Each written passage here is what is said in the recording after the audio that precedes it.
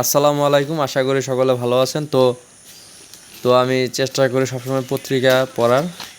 তো আজকে একটি বিষয় আমার নজরে আসলো, তো ভাবলাম যে আপনাদের সাথে শেয়ার করি। তো বাংলাদেশ থেকে 1 লাখ শ্রমিক নেবে জাপান।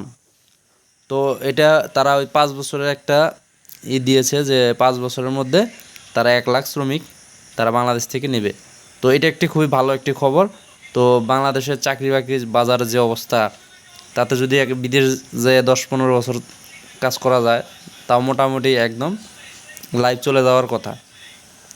তো সেই ক্ষেত্রে যারা আপনারা চাকরিতে বা বিভিন্ন এই যে কেরিয়ারে হতাশ ও তারা এই বিদেশের এইখানে আপনারা করতে পারে। তো এই ক্ষেত্রে আপনাদের কিছু আপনাদের টেকনিক বা আপনাদের কিছু কাজ শিখতে হতে পারে, বা প্লাস আপনাদের ভাষা, জাপানের যে ভাষা মোস্টলি আপনাদের শিখতে হবে।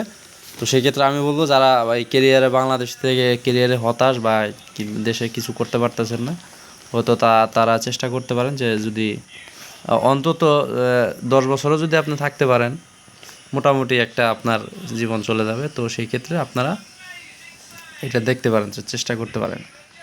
তো আমি সবাইকে আহ্বান জানাবো যে আপনারা বিশেষ করে ভাষাটা আগে শিখেন, তারপরে কিছু কাজ শিখতে পারেন। তো ঠিক আছে। তো নিত্য নতুন আপডেট ভিডিও পেতে অবশ্যই আমার চ্যানেলে সাথে থাকেন। তো সকলে ভালো থাকেন। আল্লাহ হাফিজ।